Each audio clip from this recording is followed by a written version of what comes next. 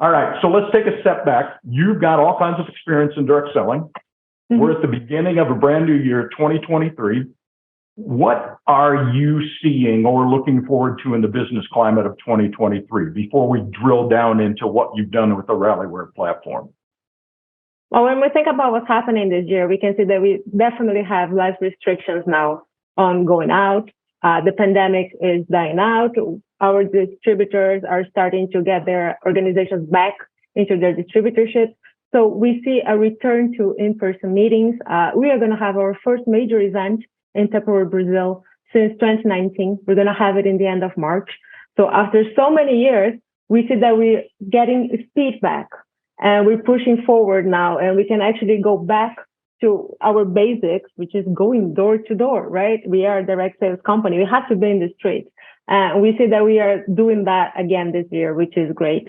So we are planning a lot of activities to re-engage our consultants and to get them back out of their houses, out of this state that they've had for the past few years that, oh, I'm home, I'm only going to work digitally now. And if I don't know how to do it, then I'm sorry, I'm not going to be able to grow. And we're getting them back into the field again. That's how we see it. That's exciting that you guys have a live event coming up, because I can think of the first couple events I went to post-pandemic, right? It felt like you were coming back together. It was just so good to see people and talk to people face to face in that way. So that's exciting about what's coming up for you in 2023. What challenges, if we talk about that before we start this brand new year? Right. When the pandemic started, I wasn't in Tupperware at the time, but I know the history of it, and it's direct sales in general, I guess. Our consultants weren't really tech savvy, especially when you look at traditional Tupperware consultants. It's mostly women.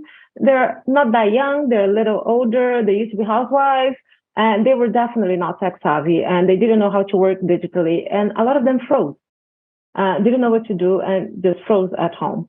At the same time, demand for our products grew because people were home and they realized that they actually needed the products more. They actually needed to conserve food because food became more expensive.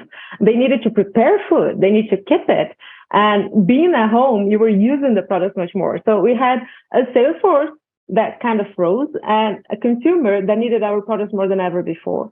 So there was a problem there. We needed to get them back and to talk to these consumers. So those consultants who embraced the digital world at that point, they grew and they seized the opportunity. And then our challenge then, especially in the training area, was to show the others that they could do it as well. They didn't have to be specialists. They didn't have to be Instagram famous to actually start doing things and to get moving and to actually sell.